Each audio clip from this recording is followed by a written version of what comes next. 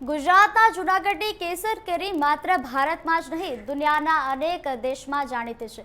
ત્યારે હાફૂસ કેરીનું હબ ગણાતા દક્ષિણ ગુજરાતના ખેડૂતો પણ હવે કેસર કેરીના ઉત્પાદન તરફ વળ્યા છે। ત્યારે આવો જોઈએ દક્ષિણ ગુજરાતમાં કેસર કેરીના ઉત્પાદન અંગેનો અમારો વિશેષ અહેવાલ।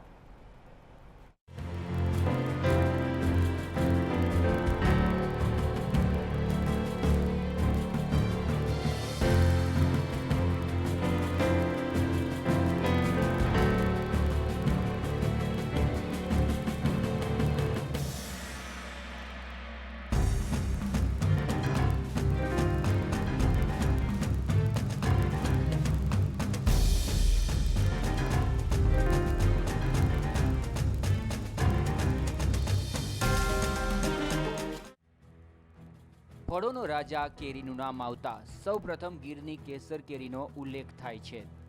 કેસર કેરીની ખ્યાતિ માત્ર ગુજરાત અને ભારતમાં જ નહીં, 7 સમુદ્ર પાર અમેરિકા સહિતના અનેક દેશો સુધી ફેલાયેલી છે। એટલું જ નહીં, વિદેશમાં પણ કેસર કેરીની ભારે ડિમાન્ડ છે। ગુજરાતમાં હાફૂસ કેરીનું હબ ગણાતા દક્ષિણ ગુજરાતમાં પણ હવે ખેડૂતો કેસર કેરીના ઉત્પાદન તરફ વળ્યા છે। હાફૂસ કેરી માટે વિખ્યાત એવા વલસાડ અને દક્ષિણ ગુજરાતના ખેડૂતોને હાફૂસની ખેતીમાં ખાસ રસ નથી રહ્યો। હાફૂસના ચાહકોને ભલે કદાચ આ વાત માનવામાં ન આવે, પરંતુ હકીકત છે હવે અહીંના ખેડૂતો હાફૂસને બદલે કેસર કેરીને વધુ પ્રાધાન્ય આપી રહ્યા છે। ઘણા સમય પછી જે ગરમીનું જે વાતાવરણ વધારે રહે છે, ટેમ્પરેચર વધારે રહેવાના કારણે હાફૂસની અંદર કાપાયા પછી અંદરથી જે વર્ષો પહેલા જે બધા ડાઘ નીકળવા લાગ્યા, એટલે કેરી કાપે અને અંદરથી જે ગરમીને લીધે જે ખરાબ નીકળે, એટલે ધીમે ધીમે લોકોને એના પર થોડો ક્રેઝ ઓછો થયો અને એની બરોબરીમાં કેસરનું ઉત્પાદન વધતું ગયું અને કેસર કેરી ખાવામાં લોકોને મજા આવી, એટલે લોકો કેસર તરફ એકદમ વળી ગયા। એનું મુખ્ય કારણ જો હોય તો ગરમીને લીધે જે હાફૂસ કેરી અંદરથી ડાઘ નીકળ્યા એ જ, બાકી આજે પણ હાફૂસ ખાવાવાળા આજે પણ હાફૂસ જ ખાય છે। પણ જે જનરલ લોકો જે પહેલાં હાફૂસને પસંદ કરતા, એમાંથી મોટે ભાગના લોકો કેસરને પસંદ કરે છે, એટલા માટે કેસર પણ લોકોને વધારે ક્રેઝ છે। મતલબ ધરમપુર હું એવું માનું કે કદાચ જે એપીએમસીઓ બધે આજુબાજુની તમામ એપીએમસીઓ પર જે કેરી આવતી હશે, એટલી જ બધી એપીએમસીઓમાં જે કેરી આવે એટલા જ પ્રમાણમાં મારી એક એપીએમસીમાં કેરી આવતી હશે એવું વેપારી અને ખેડૂત મિત્રોનું કહેવું છે। દર વર્ષ કરતાં આ વર્ષે હાફૂસ કેરીની આવક વધારે હતી અને એ પણ અમારા તલાટ એરિયા કરતાં ઉમરગામ તાલુકામાં અને પારડી તાલુકામાં હાફૂસનો પાક ખૂબ બમ્ફર પાક હતો। રાજ્યના બાગાયતી ખાતાના આંકડા અનુસાર દક્ષિણ ગુજરાતના 7 જિલ્લામાં આ વર્ષે કેરીનું જેટલું ઉત્પાદન થયું છે, તેમાં અડધો હિસ્સો કેસર કેરીનો છે। સિઝનમાં અહીં 3 લાખ ટન કેરીનું ઉત્પાદન થયું છે, જેમાં સૌથી વધારે 1 લાખ ટન કેસર કેરીનું ઉત્પાદન થયું છે, જ્યારે હાફૂસનું ઉત્પાદન માત્ર 75,000 ટન થયું છે। આમ હવે જૂનાગઢની સાથે દક્ષિણ ગુજરાતના ખેડૂતો પણ કેસર કેરીના વાવેતર તરફ વળ્યા છે। ગુજરાતમાં જૂનાગઢ અને કચ્છમાં સૌથી વધારે કેસર કેરીનું ઉત્પાદન થાય છે, ત્યારે હવે માર્કેટમાં જૂનાગઢ અને કચ્છની સાથે દક્ષિણ ગુજરાતની કેસર કેરી પણ જોવા મળે છે। એટલું જ નહીં, દક્ષિણ ગુજરાતના લોકો પણ હાફૂસ કરતાં વધારે કેસર કેરીને पसंद કરી રહ્યા છે। तो केसर को ज़्यादा डिमांड है, खाने के लिए सही है। और दूसरी बात है जो लॉन्ग रनिंग में जहाँ राजस्थान दिल्ली ज़्यादा जाता है और फिल्टर नहीं निकलता, अंदर से काला नहीं निकलता, यही सब। और आप हर साल यहाँ से लेके जाते हो? हाँ, हर साल हाँ, केसर की ज़्यादा डिमांड है। हाफूस कम, हाफूस मौसम का चलता है। દક્ષિણ ગુજરાતમાં 97,646 હેક્ટર જમીન પર કેરીની ખેતી થાય છે, જેમાં 55% હિસ્સો કેસરનો છે। આ વર્ષે 20 કિલો બોક્સ એવા 1 લાખ બોક્સની આવક નવસારી એપીએમસીમાં થઈ હતી, જેમાં 70% માલ કેસર કેરીનો હતો। નવસારી જિલ્લામાં 33,320 હેક્ટર જમીન પર કેરીની ખેતી થાય છે, જેમાં 80% જમીન પર તો માત્ર કેસર કેરીનું જ ઉત્પાદન કરવામાં આવ્યું છે। નવસારી ઉપરાંત દક્ષિણ ગુજરાતના અન્ય જિલ્લાઓમાં પણ કેસર કેરીનું જંગી ઉત્પાદન થયું છે। એટલું જ નહીં, દક્ષિણ ગુજરાતના વિવિધ એપીએમસીમાં હાફૂસની સાથે કેસર કેરીની જંગી આવક થઈ રહી છે. એટલું જ નહીં, ખેડૂતોને હાફૂસની સરખામણીમાં કેસર કેરીના ઊંચા ભાવ મળે છે. હાલ દક્ષિણ ગુજરાતના બજારો કેસર કેરીથી ઉભરાયા છે. ખેડૂતોને હાફૂસની સરખામણીમાં ઓછા ખર્ચમાં કેસર કેરીનું જંગી ઉત્પાદન મળે છે. આ ઉપરાંત ખેડૂતોને કેસર કેરીના પૂરતા ભાવ પણ મળી રહ્યા છે. હાફૂસમાં રોગ જલ્દી લાગુ પડે છે, કેસરમાં જ રોગ ટકાવ એટલે કેસરનો પાક સારો થાય છે. બરાબર. હવે કેસરમાં દવા છંટકાવ કરવાથી કેસરનો પાક સારો આવે છે. હાફૂસમાં થોડો નુકસાન ઘણું બધું આવે છે, કેમ કે ધુમ્મસના કારણે આખી કાળી પડી જાય, ફ્લાવરિંગ બી ફાઇન થાય, પણ જો બાજ જો બેસે છે એ એકદમ બાજ નથી બેસતો. કેસરમાં એવું છે, કેસરમાં જે ફ્લાવરિંગ થાય ને એમાં કણીનો બાજ બેસી જાય, એને રોગ ઓછો લાગે છે.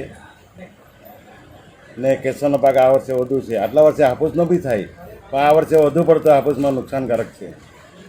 કેમ કે આટલા વર્ષે અમે બીજા સપ્લાયર 4-5 ગાડી રોજના ભરીએ, બીજા સપ્લાયર બી ભરે. આવા અમારા અહીંયા એપીએમસીમાં 4-5 સપ્લાયર બી છે, પણ આ વર્ષે એટલો કેમ કે આ વર્ષે 4-5 ટન એક સપ્લાયર 4-5 ટન 3 ટન એવું જ ભરે છે. કેસરમાં આપણે ભરી, પણ હાફૂસમાં તો ઘણું બધું નુકસાન થયું છે. કેમ કે આ વર્ષે ખેડૂતોને દવાના પૈસા બી નથી છૂટ્યા.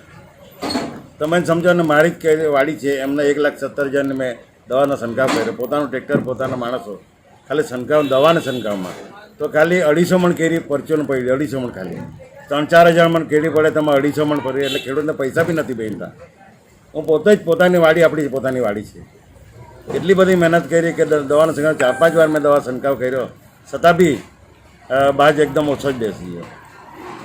એટલો બધો મગજ મારું એવું થયું કે આ વર્ષે શું કરું, પણ મને મનમાં એવું થયું કે આવતા વર્ષે તો આવશે ને, એના લીધે મેં જરા મગજ પર ખુશ રહ્યો. બાકી આ એટેક બી આવવાનો સંભવ થઈ જાય એવું હતું. કેમ કે 250 મણ કેરી પડી, અમારા પૈસા જ નહીં, પણ 1.5-2 લાખની કેરી પડી, એમાં 1,70,000 દવા છંટકાવ કર્યો. મજૂર નામ કરીને 2 લાખનો તમે ખર્ચો જ થયો. વાડીમાં કેસર છે, હાફૂસ છે, બીજી પરચુરણ છે, દશેરી છે. એમાં દશેરીમાં તો આપણને ઘણો બધો દેખાય કેરી, પણ દશેરીમાં નથી પડતી. હાફૂસમાં તો એકદમ ગઈ, હાફૂસમાં તો એકદમ 20% બી કેરી નથી આવેલી. હાફૂસ કેરી વાતાવરણ પ્રત્યે ખૂબ જ સંવેદનશીલ હોય છે. જો વાતાવરણમાં જરા સરખો ફેરફાર આવે તો પણ તેમાં નુકસાન થાય છે. વળી તેમાં જંતુનાશકનો પણ વધારે ઉપયોગ કરવો પડે છે અને તેની કિંમત સતત વધતી હોવાથી હાફૂસનો ઉત્પાદન ખર્ચ પણ વધી જાય છે. આ વર્ષે કેસર કેરીના 20 કિલોના રૂપિયા 1200 જેટલા ઉપજ્યા હતા, જ્યારે હાફૂસનો ભાવ રૂપિયા 800 પ્રતિ 20 કિલોની આસપાસ રહ્યો હતો. ઓછા ભાવ ઉપરાંત હાફૂસમાં બીજી એક સમસ્યા એ પણ છે કે તેમાં સડો લાગવાનું પ્રમાણ પણ વધી રહ્યું છે. આ ઉપરાંત હાફૂસના ઝાડ પર દર બીજા વર્ષે ફળ આવે છે, જ્યારે કેસરનું ફળ દર વર્ષે આવે છે. કેસરમાં સારા ભાવ તેમજ નિયમિત આવક મળી રહેતી હોવાથી હવે ખેડૂતોને તે વધુ આકર્ષક લાગી રહી છે. હાફૂસ કેરીનું વેચાણ ઓછું થવાનું કેવું છે કે એમાં બેંગ્લોર, રત્નાગીરી એ બાજુના હાફૂસનું છે ને, એ બધી હાફૂસ બહુ પુષ્કળ પ્રમાણમાં આવે છે અને એ બધી ક્વોલિટી આ તે કહેવાનો મતલબ કે અહીંના પ્રમાણમાં તેનો ભાવ સસ્તો પડે છે લોકોને, એટલે એટલા કારણે અહીંનો હાફૂસનું થોડું ડિમાન્ડ હમણાં થોડું ઓછું થયેલું છે. અચ્છા, હવે તમારા એપીએમસી માર્કેટ ધરમપુર ખાતે કયા કયા વિસ્તારોમાંથી કેરી આવે છે? અમારે અહીંયા ધરમપુર એપીએમસીમાં વાંસદા તાલુકો, નવસારી તાલુકો, બરાબર, આ બાજુ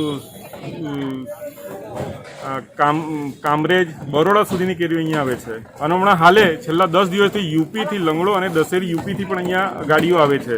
રોજની 1-2 ગાડી 600 કેરેટની 1-2 ગાડી ડેલી લાગે છે અહીંયા. અચ્છા, આ વર્ષે તમારા ધરમપુર એપીએમસીમાં હાફૂસ કેરી આવી હતી? આવી, બહુ પુષ્કળ પ્રમાણમાં આવી છે. શું ભાવ હતો એમનો?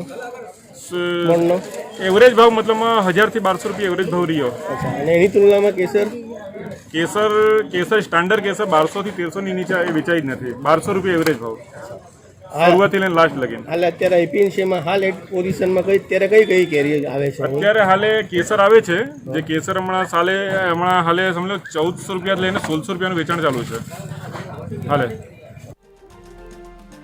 દક્ષિણ ગુજરાતમાં કેસર કેરીનું ઉત્પાદન વધવાથી મહારાષ્ટ્રના વેપારીઓને પણ રાહત થઈ છે. તેમજ મહારાષ્ટ્રના વેપારીઓને પણ હવે કેસર કેરીની ખરીદી માટે ગીર સુધી લાંબુ થવું નહીં પડે. આ ઉપરાંત દક્ષિણ ગુજરાતમાં વર્ષોમાં કેસર કેરીનું ઉત્પાદન વધે તેવી શક્યતાઓ પણ છે. અહીંના ખેડૂતો અને વેપારીઓનું માનવું એવું છે હાફૂસ કેરીનું પ્રમાણ ઓછું થવાનું કારણ એ છે એમાં વધુ પડતા રોગો થાય છે અને કેરીમાં ડાઘા પડે છે. India news Mahavir Rajput.